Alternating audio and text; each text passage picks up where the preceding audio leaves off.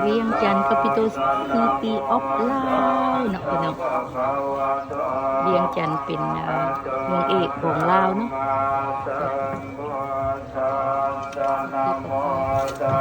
เศร้าพุดแน่นหนาฟ้าขังพี่น้องลายอยู่ทางนอกทางในมีเบิดเนาะอยู่โอมพระธาตุเลยเนาะอันนี้มันสั้นทางในเด้อพี่น้องแล้วก็มีอีกข้างนอกอีกเนาะพี่น้องแต่ว่าการไปถ่ายก็อาจจะบ่ได้เต็มเม็ดเต็มหน่วยเพราะว่าผู้คนหลายพี่น้อง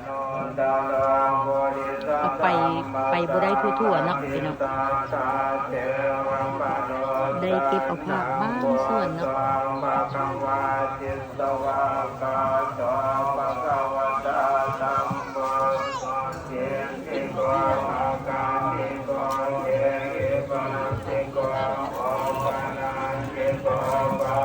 นี่เพิ่นแต่ละภาคมาทุกทั่วสารทิศเนาะทั่วประเทศลาวนั่นแหละแล้วก็ต่างประเทศก็มีพี่น้องมาเข้าร่วม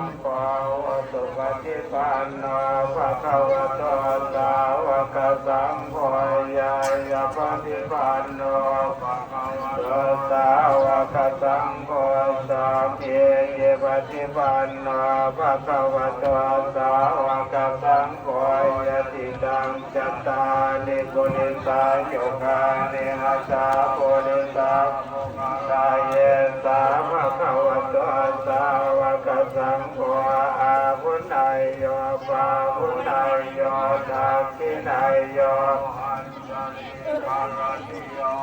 รัตนังบุญญาเกตังโลกัสสะติสังฆัสสะมะคิเนมิตัสสะโหตันตังคณิเมฆนามุนตังปะลัตเตนะมานันทานาทิตัมมะวิโนทิตวังโมเนโกตังเตสัตตะภวะตุเตสัญญมังคลานิมานาทิเดกมะปิโยติตตังภะลัตติ เพิ่นวางบาทไว้เป็นจุดเป็นจุดโอ้มพระธาตุเลยเนาะพี่น้องทั้งนอกทั้งในแน่นหนายายหักอันนี้ถ่ายอยู่ข้างในเลยเนาะพี่น้องอยู่ถึงอันโอ้มข้างนอกก็มีเด้อพี่น้อง